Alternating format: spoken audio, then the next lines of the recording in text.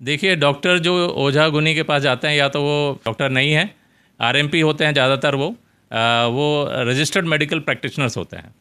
ये प्रोफेशन को बदनाम करते हैं ये, और ये अंधविश्वास को बढ़ावा देते हैं।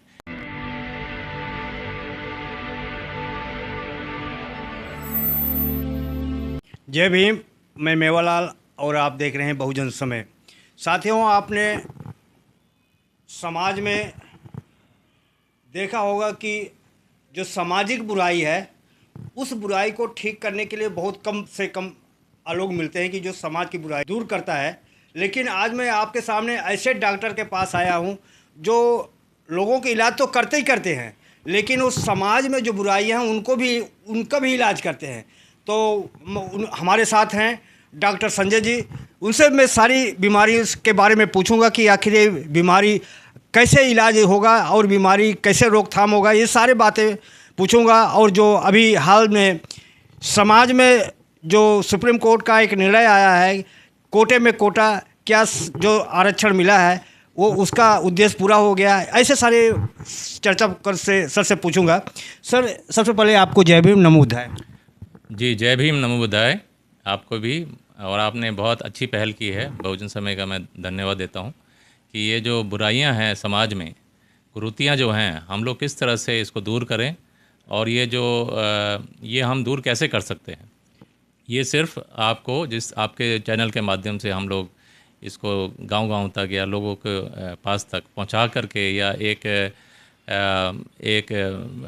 शिक्षा के माध्यम से, या इसको कहिए कि विज्ञान को, जहाँ पे दिया जलता है और अंधकार दूर होता है, ऐसे उसमें जो आपने जो काम किया है कि दिया जलाने का जो काम कर रहे हैं आप, जो एक विज्ञान को फैलाने का काम कर रहे हैं, उसी से कुरीतियाँ दूर होंगी। जी सर, मैं आपसे पहला सवाल है कि कहा जाता है कि डॉक्टर जो है भगवान का दूसरा रूप होता है, तो आप लोग आदमी के इलाज तो करते ही करते हैं, जितना भी मरीज आता है उनको संतुष्ट करते हैं, उनको भरपूर कोशिश करते हैं कि वो जीने लायक हो जाए, उनको बीमारियां दूर जाए। लेकिन आप तो ऐसे भी डॉक्टर हैं, व्यक्ति तो इलाज तो करते हैं, लेकिन समाज का भी आप देखता हूँ कि आप जगह जगह आप कैडर भी लेते हैं, लोगों को जागरूक करते हैं। मैं गाँव देहात में घूमता रहता हूँ, तो वहाँ पर जो हमारी महिलाएँ हैं, जो गरीब औरतें हैं, तो जब वो बीमार, उनके बच्चे होते हैं, वो होते हैं, तो वो डॉक्टर के पास जाने से पहले वो जादू टोना, ओझा टोटका, इस पर वो ज़्यादा उनका असर पड़ता है, वो वहाँ ज़्यादा जाते हैं, डॉक्टर के पास बाद में आती हैं। तो इसका क्या कारण आप समझते हैं कि डॉक्टर के पास वो नहीं जाती, टोना टोटका ओझा के पास ज़्यादा जाती हैं? देखिए, ये चीज़ें जो आप बता रहे हैं, ये ज़्यादातर गाँव में ज़्यादा होता है। अब ये सोचना पड़ेगा कि गाँव में क्यों ज़्यादा होता है, शहर में क्यों नहीं होता है। तो देखिए, जैसे जैसे आप शहर से दूर जाते हैं तो अशिक्षा का आप देखते हैं कि अशिक्षित लोग ज़्यादा मिलते हैं वहाँ पे। पढ़ाई का और विज्ञान का मतलब अभाव उसमें कम मिलेगा आपको। तो ऐसे में जब अंधविश्वास बीज ले लेता है, जहाँ विज्ञान नहीं है, जहाँ पे शिक्षा नहीं है, वहाँ पे अंधविश्वास बढ़ता चला जाता है। तो ऐसे में क्या होता है कि गाँव में फिर टोटका और ये ओझा गुनी जो है, ये गाँव में ज़्यादा मिलता है। इनका यहाँ पे रोजी रोटी नहीं चलता है, और वहाँ पे जो विज्ञान है, या ये यूँ कहिए कि जो डॉक्टर्स हैं, वो भी वहाँ पे काफ़ी कम मिलते हैं। तो जब आपको सुविधा कम है डॉक्टर्स की, सही मायने में सही चीज़ बताने वाला आपको वहाँ पे कम है, तो फिर ये चीज़ें ज़्यादा देखने को मिलती है कि कोई भी चीज़ हो, सस्ता चीज़ हो। अब डॉक्टर के पास जाएंगे तो 2-4 रुपये तो लगेंगे ही। तो ये सस्ता चीज़ है कि आप ओझा गुनी में चले जाएँ, उसने थोड़ी सी पुड़िया दे दी, उससे ठीक हो गए, या ठीक नहीं भी हुए तो फिर उसके बाद वो दूसरे पहलू में देखते हैं कि डॉक्टर को जाना चाहिए। पहला वो रहता है कि हमेशा ओझा गुनी के पास जाए। तो क्यों जाता है, क्या कारण, क्यों? केवल शिक्षा वजह होता है या उनके पास पैसा नहीं होता, इस वजह से जाते हैं? दोनों चीज़ मैं कहूँगा कि शिक्षा भी कम होती है, और ज़्यादातर लोग, ये क्या होता है, जो लोग लेके भी जाते हैं वो भी उनका कट प्रैक्टिस होता है, उसमें कुछ वो थोड़ा बहुत कमाने का भी उनको जरिया होता है। उनके जो कह लीजिए कि बिचवनिए जो लोग होते हैं, वो घूमते रहते हैं, लोगों को बेवकूफ़ बनाते रहते हैं, और किस तरह से कई बार वो 5,000 10,000 भी कमा लेते हैं इस तरह से। तो इस तरह से वो अंधविश्वास फैलाने का काम करते हैं। और ज़्यादातर जो अशिक्षित लोग होते हैं, उनमें बहुत आसानी से वो टारगेट बना लेते हैं उन लोगों को कि भाई भूत प्रेत है तो इसको किसी ने पकड़ लिया है, माता आ गई है तो फलाना हो गया है, धमकाना हो गया है। इस तरह से वो लोगों को, जो भोली भाली जनता है, जो अशिक्षित जनता है, और उनको पकड़ते हैं ये लोग। और फिर ऐसी कुछ बीमारियां होती हैं जैसे कि सांप ने काट लिया, या फिर जैसे कि पीलिया हो गया। पीलिया में क्या होता है कि 95% अपने आप ठीक होता है, वो आपको बस रेस्ट देना है लिवर को।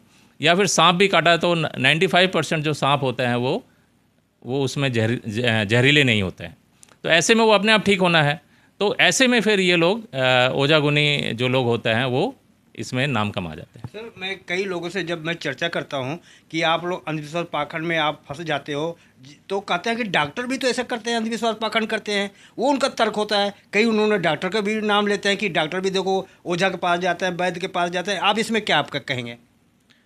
देखिए, डॉक्टर जो ओझा गुनी के पास जाते हैं या तो वो डॉक्टर नहीं है, आरएमपी होते हैं ज़्यादातर, वो रजिस्टर्ड मेडिकल प्रैक्टिशनर्स होते हैं। ये डिग्री नहीं होती है। आपने जैसे मान लो कोई मलेरिया वर्कर है या कोई भी कंपाउंडर है, उसने डॉक्टर के साथ 2-4 दवाइयाँ सीख ली, तो वो क्या हो जाता है कि वो 6 महीने 1 साल उसने सीख करके डॉक्टर के साथ वो लग जाता है और फिर वो अपना खोल लेता है और वो अपने एक रजिस्ट्री में अपना नाम दर्ज करा देता है, जिसको कहते हैं रजिस्टर्ड मेडिकल प्रैक्टिशनर। तो आरएमपी ये जो लोग होते हैं, ये लोग डॉक्टर नहीं होते हैं। ये लोग ज़्यादातर अंधविश्वास फैलाते हैं क्योंकि इनकी अपनी ज्ञान जो होती है वो कम होती है। तो आप कह सकते हैं कि ये डॉक्टर को बदनाम करने के लिए ऐसा करते हैं, क्योंकि बदनाम तो डॉक्टर हो रहा है। ये प्रोफेशन को बदनाम करते हैं ये, और ये अंधविश्वास को बढ़ावा देते हैं। ये डॉक्टर को, एक कोई व्यक्तिगत डॉक्टर को नहीं कहेंगे ये, लेकिन हाँ, ये डॉक्टर के पहनावे में ये डॉक्टर हैं जो एक्चुअल में डॉक्टर नहीं है। सर, मैं आपसे जानकारी चाह रहा हूँ कि जैसे जादू, टोना, टोटका, ओझा, ये तो गैर कानूनी आपराधिक मामला बनता है। तो ये जागरूकता ना होने की वजह से ऐसा हो रहा है कि सरकार इसमें महत्व है, सरकार भी इस पर प्रोत्साहन कर रही है। इसमें कहाँ है आपको कमी न रहे जो समाज जागृत नहीं हो पा रहा है? देखिए, शिक्षा का अभाव सबसे बड़ा इसका जो है रीज़न है कि जब आदमी शिक्षित हो जाता है, विज्ञान को अपना लेता है, तो वो धीरे धीरे क्या होता है कि ये सब चीज़ें दूर होते चले जाती हैं। आप देखेंगे कि शहरों में ये सब चीज़ें नहीं हैं या बहुत कम लेवल पे हैं। तो जैसे जैसे आप गांव की तरफ रुख बदलते हैं तो वहाँ भूत भी नज़र आने लग जाते हैं, जबकि शहरों में भूत रहते ही नहीं है।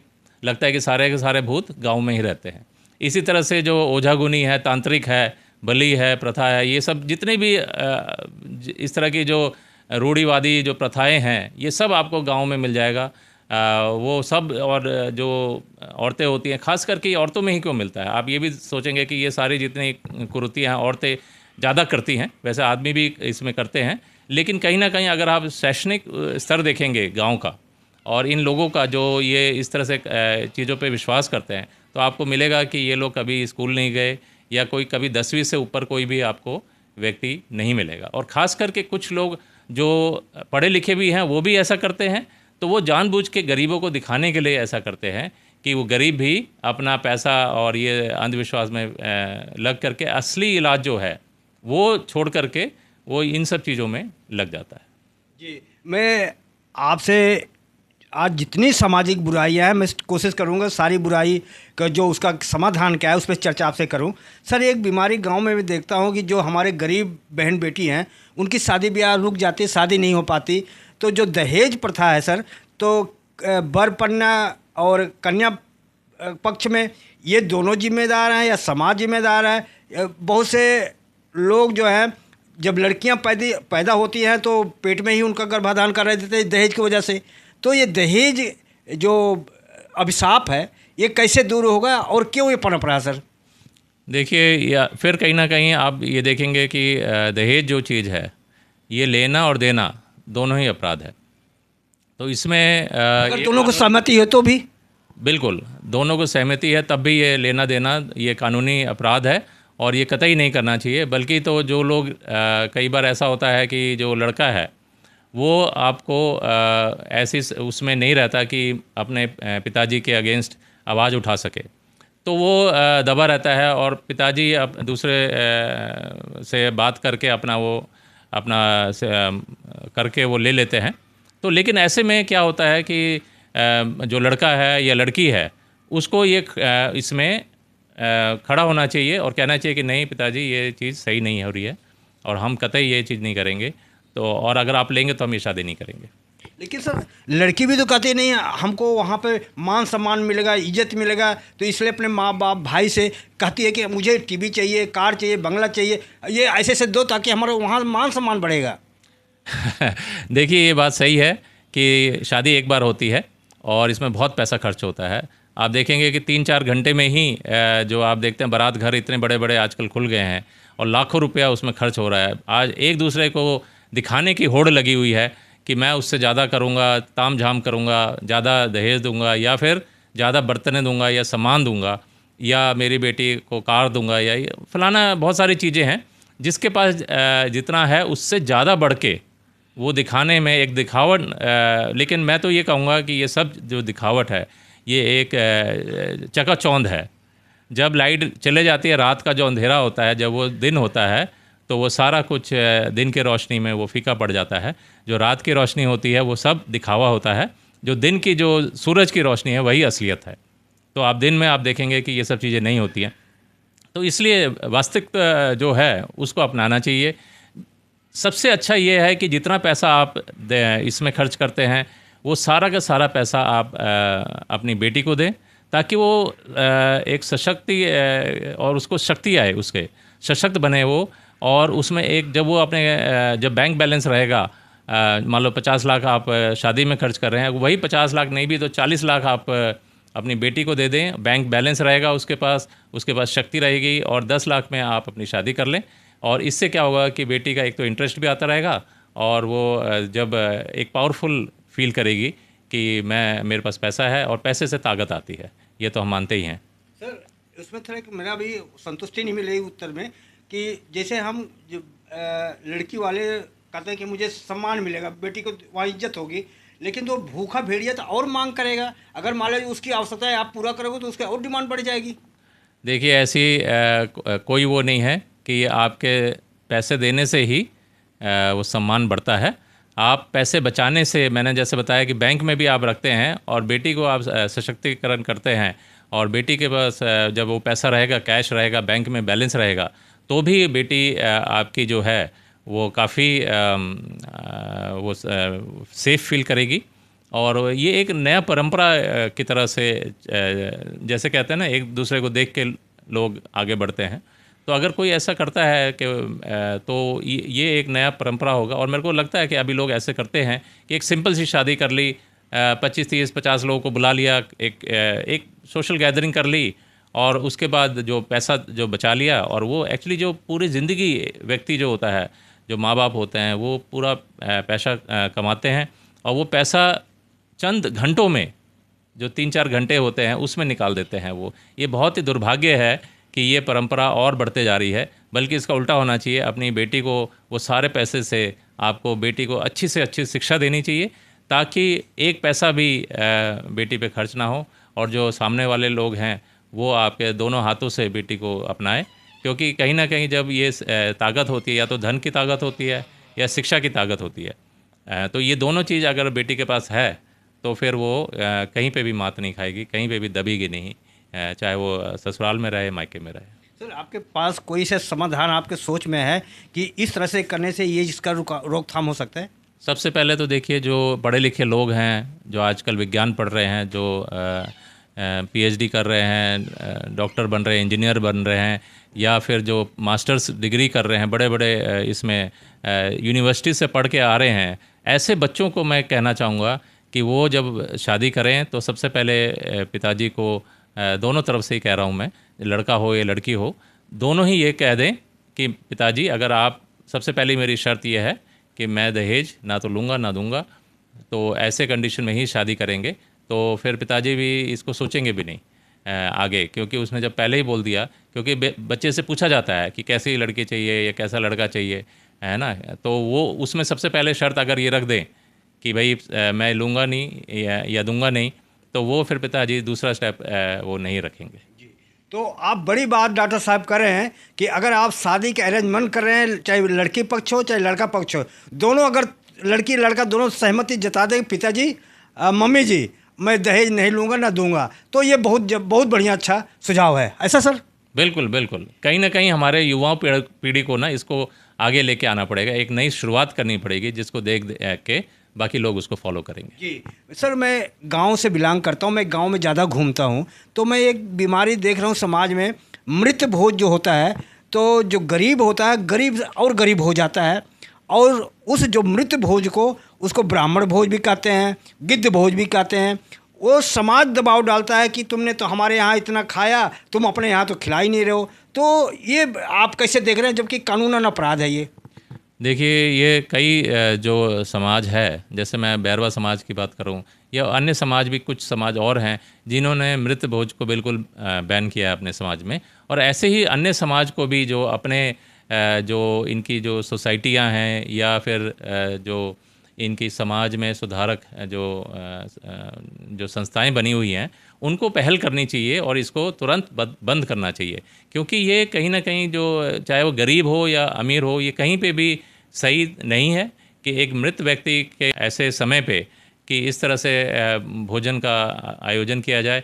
ये बेसिकली एक तरीका है लोगों को बताने का कि जो व्यक्ति था वो चला गया है, या उसकी जगह आप एक भोज ना करके एक छोटा सा गेट टुगेदर, जो उनके खास लोग थे उनको आप बुला के बस चाय पानी करके कर सकते हैं। लेकिन पूरे गांव को बुलाना या 2 गांव को बुलाना और इतना बड़ा आयोजन करना जिसमें कि आपकी कमर की रीढ़ की हड्डी टूट जाती है, आप उसमें डूब जाते हैं, तो ऐसी चीज़ नहीं करनी चाहिए मेरे ख्याल से। जितनी आपकी क्षमता है, 2-4 लोग जो हैं उनको याद करें, बैठ के मोमबत्ती जला के उनको फ़ोटो के सामने उनको याद करें कि उनके बारे में बताएं, जो उनके ख़ास आदमी थे, उनके दोस्त थे, तो मेरे ख्याल से वो जो पर्पस है वो सॉल्व होता है। जी सर, मैं एक चीज़ और देख रहा हूँ सर, कि नशा और शराब नवयुवक और नवयुवतियों में फैशन बनता जा रहा है। क्या मॉडर्न बनने का यही एक तरीका है?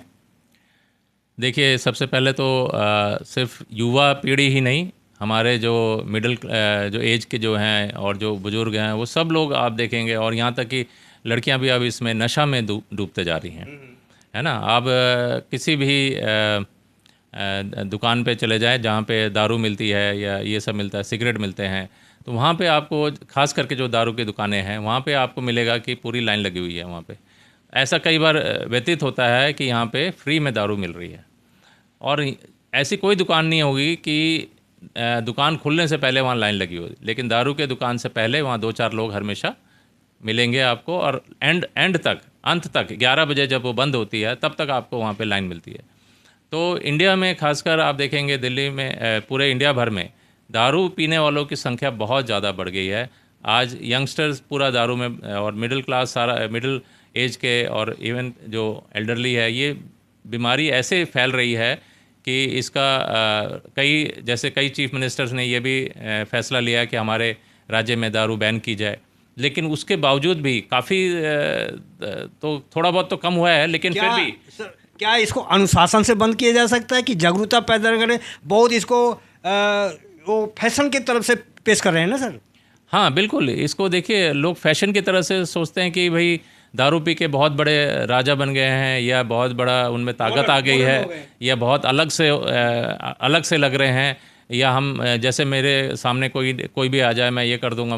और थोड़ा सा वो सोशलाइजेशन ज़्यादा हो जाता है। जो लोग दारू नहीं पीते हैं वो थोड़ा सा बैठे रहेंगे, लेकिन दारू पीने के बाद वो एकदम से ज़्यादा बोलने लग जाते हैं। तो ये जो टॉकेटिवनेस होता है, जो एकदम से बड़बड़ाने लग जाना, ज़्यादा बोलने लग जाना, यानी कि आपकी जो झिझक है वो कम होती है। उसके आड़ में कई लोग इधर वो भी करते हैं, जैसे कि पार्टी वगैरह में गए, वहाँ पे आप लोग इस तरह से करते हैं, जो बच्चे होते हैं खास करके। तो लेकिन ये चीज़ सही नहीं है, ये कहीं से कतई भी सही नहीं है। धीरे धीरे ये आदत बढ़ते चले जाती है, और ख़ास करके युवा पीढ़ी में मैं देख रहा हूँ कि ये बहुत ज़्यादा इंडिया में ये चीज़ें हैं, और ये एक बार लत लग जाने के बाद फिर इसको छोड़ना बहुत ही मुश्किल हो जाता है। सर, मैं बचपन में जब मैं कभी चुपके से देखा देखी मैं बीड़ी पीता था, तो पिताजी के चोरी चोरी पीता था। लेकिन आज अदब ही नहीं रह गया है, इसलिए माँ बाप कोई भी हो, बड़ा हो, उसके सामने सब खुलम खुला पी रहे हैं। हाँ जी, पहले हम लोग को देखिए, जो पहले हमारे जो समय में पिताजी के आंखों से हम लोग डर जाया करते थे, आजकल वो नहीं है। आजकल तो कंधों पे हाथ रख के पिताजी, आजकल तो वो जो एक डर था, ये रेस्पेक्ट जो थी, वो नहीं है जहाँ तक, क्योंकि आजकल क्या हो रहा है कि बच्चे एक हो रहे हैं, और वो माँ बाप उस पर इतना ज़्यादा ओवर प्रोटेक्टिव रखते हैं, हाथ पे लेके चलते हैं, उसको पलकों पे बैठा के चलते हैं। पहले भी माँ बाप प्यार करते थे, ऐसा नहीं है कि प्यार नहीं करते थे, लेकिन वो एक दूरी बना के रखते थे। आजकल के बहुत ज़्यादा एक फ्रेंडलीनेस जैसा हो गया है, एक फ्रेंड की तरह से, बल्कि ये गलत है। जो बच्चा है उसको फ्रेंड मत बनाइए, उसको बच्चा ही रहने दीजिए, क्योंकि उसको एक पिताजी और एक माताजी की ज़रूरत है, ना कि एक फ्रेंड की। फ्रेंड तो उसके पास बहुत है। तो क्या ये जो खुलापन है ये विकास का पहचान है? ये इसकी आड़ लेके बोलते हैं कि हम ज़्यादा खुले हैं या मॉडर्न हैं या विकसित हैं ज़्यादा, बट ये ऐसा नहीं है। इसको एक थोड़ा सा इस तरह से कहा जाए कि ये कई बार ऐसा भी देखने को मिला है कि ये दोनों लड़का और बाप दोनों जो हैं वो साथ बैठ के दारू पी रहे हैं, तो उनको ऐसा लगता है, वो ये दिखाना चाहता है कि नहीं, बच्चा में और हमारे में अंडरस्टैंडिंग है।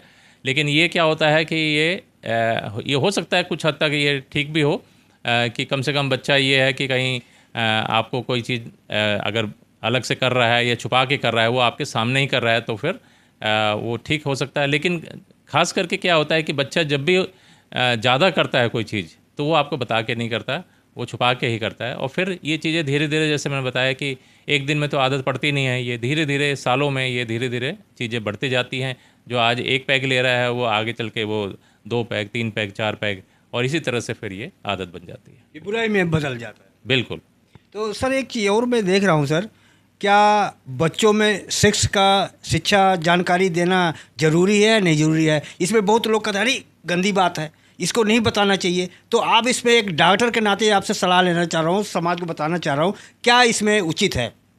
देखिए, ये बहुत ज़रूरी है कि सही शिक्षा बच्चे को दी जाए, क्योंकि आजकल क्या है, इंटरनेट पे और गूगल पे और अन्य जो सोशल मीडिया पे हैं, उसमें गलत तरह के मैसेजेस, फ़ोटोग्राफ्स और ये सब चीज़ जाते हैं, जिससे बच्चा आकर्षित होता है। बल्कि इसमें अगर आप उससे बात करेंगे बच्चे से, उसको स्पेशली जब 13 साल के उम्र के आसपास, जब बच्चे का जब सेक्सुअल विकास होता है, तो उस समय क्या होता है कि जो चेंजेस आते हैं बॉडी में, तो वो बच्चे के साथ डिस्कस करना चाहिए कि ये बच्चा कि ऐसी चीज़ें क्यों आ रही हैं। मूड स्विंग्स होते हैं, इरिटेबिलिटी बढ़ जाती है बच्चों में, हो सकता है कि दूसरे सेक्स की तरफ आकर्षण भी हो जाता है।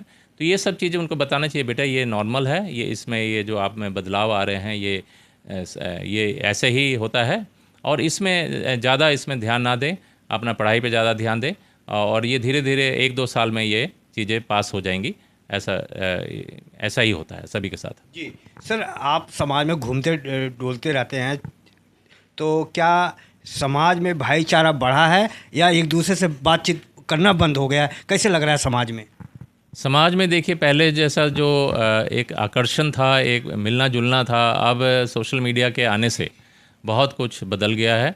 अब लोग न्यूक्लियर फैमिली बन गए हैं, अपने में ही रहना पसंद कर रहे हैं। संडे को मिलता है, एक संडे मिलता है, तो उसमें पहले लोग मिलने जुलने जाते थे एक दूसरे से, अब सोचते हैं कि नहीं, एक संडे मिला है तो मैं अपने बच्चों में ही रहूं।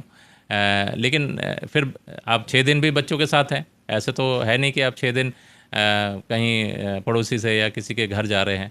तो 1-2 दिन पहले, जैसे सैटरडे संडे अगर सरकारी दफ्तरों की बात करें, तो उनको सैटरडे संडे 2 दिन मिलता है, तो इसमें ज़रूर आप अपने रिश्तेदारों के पास जाएं, मिलें जुलें।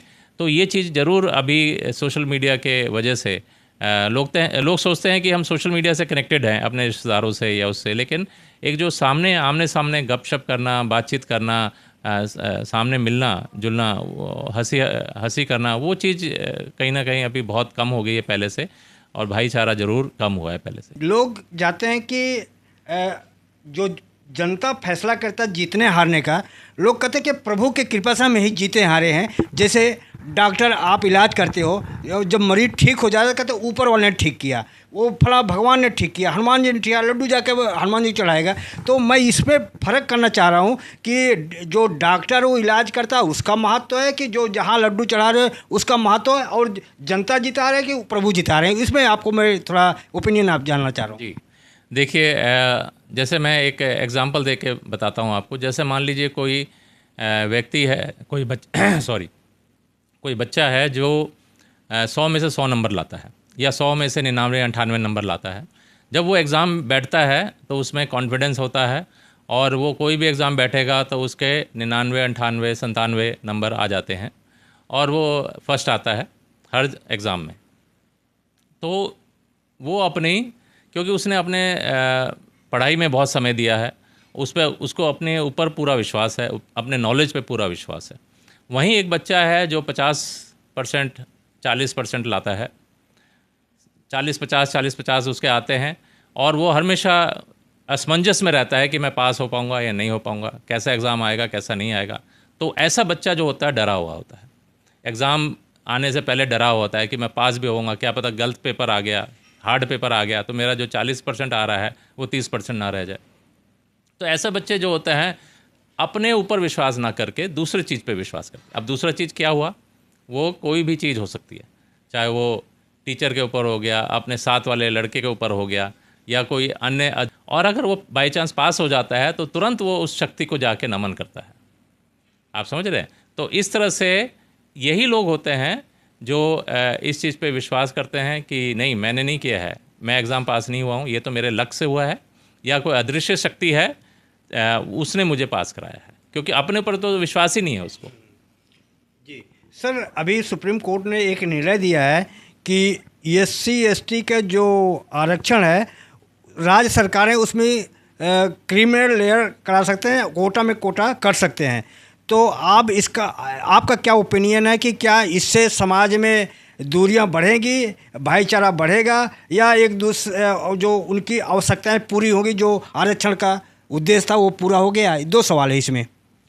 देखिए, पहली बात तो ये है कि अभी जो कास्ट सेंसस है वो अभी हुए नहीं है। 1932 के बाद से 2011 में हुए थे, उसके बाद से ये अभी तक नहीं, उसका जो रिज़ल्ट था उन्होंने आउट नहीं किया। कास्ट सेंसस और एक जो साथ साथ में जो आपका जो विकास का जो स्तर है उसका भी एक सेंसस होना चाहिए, ताकि पता चले कि भाई कौन से कास्ट में कितने विकास किए हैं लोगों ने। सिर्फ एक आर्थिक स्थिति पे ये आरक्षण कभी भी ना पहले लागू था, क्योंकि जो ऑपरेशन होता है, यानी जो मारकाट हो रहे हैं आजकल आप देखते होंगे, या जो जुल्म ढाए जा रहे हैं, वो किसी आर्थिक स्थिति पे नहीं ढाए जा रहे हैं, वो कास्ट की वजह से ढाए जाते हैं। तो आरक्षण कास्ट को मिला था, ना कि कोई आर्थिक स्थिति की वजह से। ये कोई आर्थिक स्थिति को इम्प्रूव करने का या उसको बढ़ावा देने का या उसको आर्थिक स्थिति को बेटर करने का कोई तरीका नहीं था कि भाई इससे आप 10 लाख रुपए साल का कमाने लग जाएंगे तो ये आरक्षण ख़त्म हो जाएगा। ऐसा जब आरक्षण लागू हुआ था तो ये एक अफर्मेटिव एक्शन था, एक पॉजिटिव एक्शन था, पूरे कास्ट को दिया गया था। पूरी कास्ट का बढ़ावा देने के लिए कि जो आपके ऊपर ऑपरेशन हुआ है, सालों से आपको पढ़ने लिखने नहीं दिया, सदियों से, उसके अगेंस्ट आपको ये एक अपॉर्चुनिटी दी गई थी कि आप इसको चाहे वो आपके इसमें एजुकेशन में हो या फिर आपके जॉब्स में हो।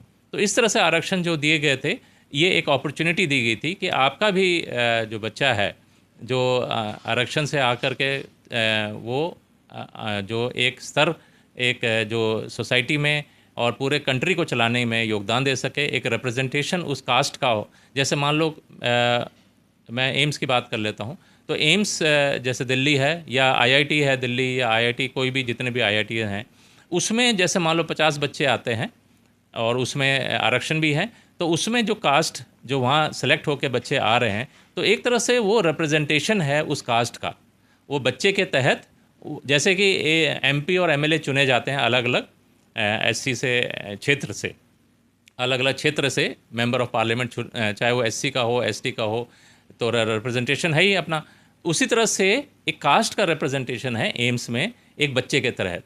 तो वो पूरी कास्ट जो है वो एम्स में या IIT दिल्ली में, ताकि वो उनके जो बाकी जो लोग हैं उनको भी ऐसा लगे कि इस फलाना बच्चा IIT बन गया या एम्स में चला गया तो मैं भी बन सकता हूँ, या हमारे भी बच्चे देख के उसको उनमें एक चेतना पैदा हो, या उनको भी लगे कि हम भी कर सकते हैं। इसी तरह से IAS IPS जो बनते हैं, एक कास्ट का कोई व्यक्ति बन गया तो उसके इर्द गिर्द जितने भी लोग होते हैं उसको देख के उनमें ऊर्जा आता है। और ऐसे में अगर आप इसको एक आर्थिक रूप से इसको ख़त्म करेंगे या इसमें क्रीमी लेयर लगा देंगे, तो मेरे ख्याल से ये पूरी तरह से सरासर गलत होगा।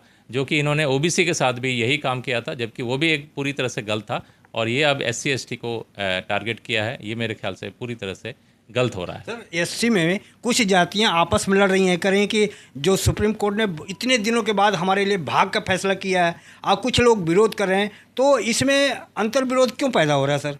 इसमें देखिए दो में डिवाइड कर दिया है एससी और एसटी को, कि एक वो लोग हो गए जो आर्थिक स्थिति से थोड़ा सा संपन्न हो गए हैं, जो जॉब्स में आ गए या डॉक्टर इंजीनियर बन गए, अब उनके बच्चे जो हैं वो कॉन्वेंट स्कूलों में पढ़ रहे हैं। अब ऐसे में वो एक ग्रुप हो गया इस तरह से जो आर्थिक, और एक ग्रुप हो गया जो अभी भी गांव में पढ़े हैं और वो उनके बच्चे अभी उतने पढ़ लिख नहीं पाए हैं या आरक्षण का लाभ नहीं ले पाए हैं। तो उनको लगता है कि ये जो पढ़े लिखे लोग हैं जो शहरों में हैं, इनके ये लोग हमारा आरक्षण खा रहे हैं, बल्कि ऐसा नहीं है, क्योंकि सभी को अभी समान जो एजुकेशन का जो पॉलिसी है कि सभी को आप बराबर तरीके से आप शिक्षा दीक्षा देंगे, चाहे गांव हो शहर हो। बल्कि गवर्नमेंट को तो ये करना चाहिए कि ये जो शिक्षा नीति है, जो शिक्षा का जो स्तर है, जो इतना वास्ट डिफरेंस है गांव में और शहरों में, इसको इम्प्रूव करने का इनको ऐसा कोई अध्यादेश लाना चाहिए कि ये जो कॉन्वेंट स्कूल, सरकारी स्कूल, गांव का स्कूल, शहर का स्कूल, इसमें जो डिफरेंसेस हैं इसको दूर करने का कोई सुप्रीम कोर्ट ऑर्डर निकालती तो ज़्यादा अच्छा रहता, रैदर देन कि आरक्षण पे वो एक भाला लेके पीछे पड़ के उसको पीठ पे वार किया है। मेरे ख्याल से ये सरासर गलत है। जी सर, एक और सवाल है सर आपसे कि अंधविश्वास, पाखंड जो है ये हिंदू धर्म में ज़्यादा है या अफवाह है, क्या है इस आपका कहना है?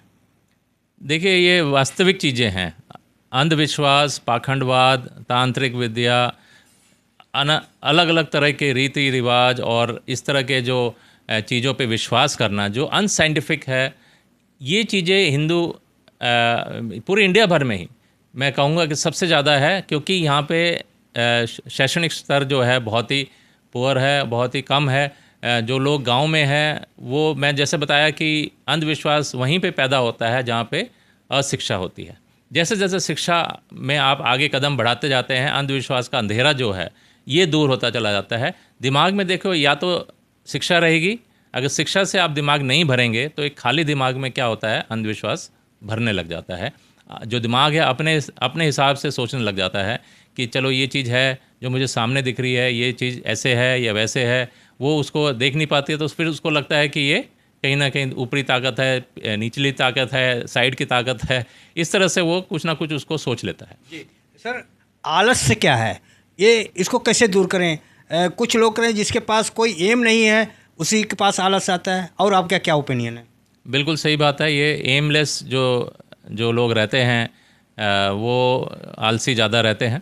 तो सबसे पहले आलस को दूर करने का आप दिमाग में अपने से संकल्प लेना पड़ेगा। अपने दिमाग को आपको कहना पड़ेगा कि मैं आलसी नहीं रहूँगा, और कहीं ना कहीं किसी चीज़ में इन्वॉल्व रहिए। आप कोई टारगेट बनाइए, कोई चीज़ आप छोटे टारगेट, एक बड़ा टारगेट बना सकते हैं, फिर एक छोटे दिन के भी आप टारगेट बना सकते हैं। साथ में इसके साथ आप टाइम मैनेजमेंट का भी सीखिए। एक पूरा टाइम टेबल बनाएं, पूरे दिन भर में आपको क्या करना है, और फिर वो रात को उसको देखें कि कितना चीज़ आप अचीव कर पाए, और एक रूटीन बनाइए और छोटे स्टेप्स लीजिए। आप बहुत बड़ा चेंज नहीं करना है। अगर आप छोटे राइट स्टेप्स ले रहे हैं और डेली उसको कर रहे हैं तो मेरे को लगता है कि आप बहुत अच्छा आपने अपने लाइफ में कर सकते हैं। जी सर, क्या पुनर्जन्म होता है? अगर होता है तो मुसलमानों में क्यों नहीं है, बौद्धों में क्यों नहीं होता? देखिए ये एक विश्वास है कि पुनर्जन्म होता है। ये कहीं भी साइंस ने इसको कहीं पे भी ये प्रूव नहीं हुआ है कि पुनर्जन्म होता है। ये सब सरासर अंधविश्वास वाली चीज़ें हैं। जो चीज़ साइंटिफिकली प्रूव नहीं हो सकती वो चीज़ें साइंस कभी उसको मानता नहीं है। इसी तरह से भूत प्रेत को जैसे कोई नहीं मानता है, उसी तरह से पुनर्जन्म को, क्योंकि ये चीज़ें अगर कोई चीज़ होती है तो वो सामने दिखती है या उसको आप साइंटिफिकली प्रूव कर सकते हैं। अगर दिख भी नहीं रही है तो भी उसको हम महसूस कर सकते हैं। जैसे हवा हमें दिख नहीं रही है, ऑक्सीजन, लेकिन हम साइंटिफिकली उसको प्रूव कर सकते हैं कि हवा है हमारे चारों तरफ। लेकिन ये जो भूत प्रेत हो गया या पुनर्जन्म, अगला जन्म, पिछला जन्म, ये सब सरासर अंधविश्वास है। जी सर, जो सफल हो जाता है क्या उसके पास बुद्धि ज़्यादा होती है? जो असफल होता है, फेल हो जाता है, उसके पास बुद्धि नहीं होती? क्या इसमें देख रहे हैं आप? देखिए जो असफल रहते हैं वो हमेशा, देखिए मैं जो कहता हूँ कि हमेशा आदमी के पास दो रास्ते होते हैं। एक रास्ता होता है जो आसान रास्ता होता है और एक होता है जो डिफ़िकल्ट रास्ता होता है। तो जो जो असफल व्यक्ति है वो हमेशा आसान रास्ता लेता है, तो वो आसान रास्ता लेते हुए वो असफल रहता है। और जो एक व्यक्ति है जो चैलेंजेस को एक्सेप्ट कर रहा है, जो बुद्धि तो समान है ना सर? बुद्धि समान है, लेकिन एक व्यक्ति के जो अंदर की जो वो है चेतना है उसको, वो कहता है कि मैं आसान रास्ता नहीं लूँगा, मैं डिफ़िकल्ट रास्ता लूँगा। जब भी आपको ऐसा लगे कि मुझे आसान रास्ता लेना है या डिफ़िकल्ट रास्ता लेना है, जब भी आपको दो रास्ते में एक चूज़ करना हो, आपको समझ में नहीं आ रहा हो, तो डिफ़िकल्ट रास्ता लेना चाहिए। आप किसी भी डॉक्टर, इंजीनियर या सफल व्यक्ति से पूछ लीजिए कि आप आसान रास्ते से आए थे या मुश्किल रास्ते से आए थे, तो वो बोलेगा कि मैं इतनी मुश्किल से आया, मैंने ये किया, मैंने वो किया, मैं एक कमरे में रहता था या फलाना, मैंने रात रात भर पढ़ाई की। तो आपको लगेगा कि वो आपने ऐसा कभी नहीं बताएगा कि मैं तो आसान रास्ते से आया, वो हमेशा यही बताएगा कि मैंने इतनी डिफ़िकल्टी। तो जो व्यक्ति असफल है उसने कहीं ना कहीं डिसीजंस गलत लिए हैं अपने लाइफ में, और वो आसान रास्ते में हमेशा चलते हुए वो असफल रहा है। और जो सफल व्यक्ति है उसने कहीं ना कहीं अपने जीवन में चैलेंजेस को एक्सेप्ट किए हैं, डिफ़िकल्ट रास्ते से आते हुए वो इस मुकाम तक पहुंचा है। अच्छा सर, क्या सफलता के लिए पैसा ही ज़रूरी है? बिना पैसे को कुछ नहीं होता सर? जी नहीं, बिल्कुल सरासर गलत है। पैसा भी ज़रूरी है, लेकिन सिर्फ पैसा ही चाहिए ये ज़रूरी नहीं है। सफल व्यक्ति एजुकेशन में भी सफल हो सकता है, ज़रूरी नहीं है कि बहुत सारा पैसा ही हो। बाबा साहेब के पास जो बाबा साहेब डॉक्टर भीमराव अम्बेडकर जी थे, उनके पास बहुत पैसा नहीं था, लेकिन उनके पास नॉलेज की ताकत थी। जैसे मैंने बताया कि कई सारी ताकतें होती हैं, कुछ लोगों के पास पावर होते हैं, एडमिनिस्ट्रेटिव पावर हो जाए या पॉलिटिकल पावर हो जाए। कुछ लोगों के पास धन होता है, जैसे आजकल अडानी और अंबानी जी की बात हो रही है, या और भी अन्य जो बिलियनियर्स हैं, वो भी एक पावर है। और एक बुद्धि की पावर होती है। तो ये तीन पावर है हमारे लाइफ में। तो ये जिसके पास जो चीज़ है वो एक पावर है। चाहे वो पैसा अगर आप हटा भी दीजिए, अगर आपके पास पेन की पावर है तो वो भी बहुत बड़ी पावर है, पॉलिटिकल पावर है वो भी बहुत बड़ी पावर है, और एजुकेशन तो एक है ही बहुत बड़ी पावर, जैसे कि बाबा साहब ने दिखाई दिया है। सर लास्ट में एक सवाल और रह गया सर, जैसे बहुत से लोग कह रहे हैं कि जो समस्या आ रही है रोज़गार का, नौकरी का, जो भी परेशानी है, इसका मेन पर्पज़ है कि अगर जात गणना कर दे सब हल हो जाएगा। लेकिन मोदी जी जो कहते हैं जात तो है ही नहीं, केवल जात है अमीर गरीब है, स्त्री पुरुष है, जात तो है ही नहीं है। हाँ, देखिए इसमें जात नहीं है, इसमें जो हमारी जो देश है पूरा ये कास्टों में बटा हुआ है ना। इसमें जो 6,743 जातियां हैं हमारे पूरे SC ST OBC समाज में, और उसमें भी उपजातियां बहुत सारी हैं। तो ऐसा ये कहना सही नहीं होगा कि भाई सिर्फ दो ही जातियां हैं या तीन जातियां हैं, ऐसा नहीं है। पूरे इंडिया में आप देखेंगे कि पूरे जो हमारा समाज है पूरी तरह से बटा हुआ है, और ये एक दूसरे से ऊपर बढ़ने की चाहत है कि भाई हम जो आदमी जिस जात में पैदा हुआ है, जिस कास्ट में पैदा हुआ है, उसी में रहता है, चाहे वो पूरी ज़िंदगी तक। आर्थिक रूप से आप स्ट्रांग हो सकते हैं, लेकिन कास्ट कभी बदलती नहीं है। आपने बड़ी मुश्किल से डॉक्टर साहब ने आज मुझे समय दिया। बहुत बहुत धन्यवाद सर आपको। बहुत बहुत धन्यवाद आपको भी, जो आप इतने लोगों तक ये अंधविश्वास की चीज़ें को कैसे दूर किया जाए। और मैं सभी लोगों को, युवाओं को मैं कहूँगा कि भाई दारू से जो भी नशा है इससे दूर रहें। सिगरेट, बीड़ी, दारू, पान, गुटखा, ये जितने भी नशा है, अच्छे नशे भी होते हैं। जैसे आप सेवा भाव का नशा हो गया, समाज में काम करने का नशा हो गया, पढ़ाई का भी एक नशा है। जो लोग ऐसे नशे को, जो युवा लोग अगर अपनाएं, जो अच्छा नशा है, तो आप जीवन में बहुत कुछ कर सकते हैं और आगे बढ़ सकते हैं। तो आप लोग देख रहे थे, सुन रहे थे, ये डॉक्टर संजय जी हैं, ये लेडी हार्डिंग में वर्तमान में काम कर रहे हैं सर, प्रैक्टिस कर रहे हैं। तो आप इनके विचार और हमारा प्रयास कैसा लगा, अपनी प्रतिक्रिया जरूर दें, और आप हमारे चैनल को सब्सक्राइब करें, लाइक करें, कमेंट करें। हाँ, आपको थोड़ी सी अपील एक और है कि आप मेरे चैनल को ज्वाइन भी करें। जय भीम, जय भारत, बहुजन समय, दिल्ली। अगर आपको लगता है कि हमारा काम बहुजन समाज के लिए महत्वपूर्ण है, तो आप हमें आर्थिक सहयोग के लिए सीन दिखाए गए QR कोड स्कैन और फोन पे और गूगल पे और UPI और बैंक अकाउंट में कर सकते हैं। फोन पे, गूगल पे 9250529129। UPI 9250529129 bank account state bank of India AC 1042994628 IFSC code SBIN 00066563। आपका छोटा से छोटा सहयोग समाज और हमें और मजबूत करेगा, जिससे हमें बहुजन पत्रकारिता में और निष्पक्ष बनाने में मजबूत करेगा। जय भीम, जय भारत।